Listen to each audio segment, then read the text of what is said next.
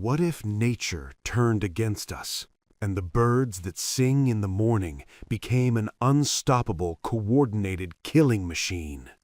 This is the story of Nat Hocken, a former soldier living quietly with his family on the coast of Cornwall.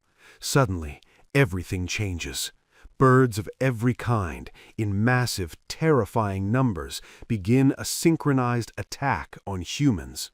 These are not ordinary birds. They display a chilling intelligence and a single ominous purpose.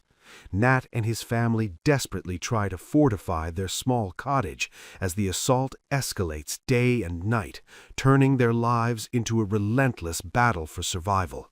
The story leaves you with one terrifying question. Why are the birds attacking, and what happens when their last defense finally breaks? Discover how humanity confronts this terrifying, unexpected invasion.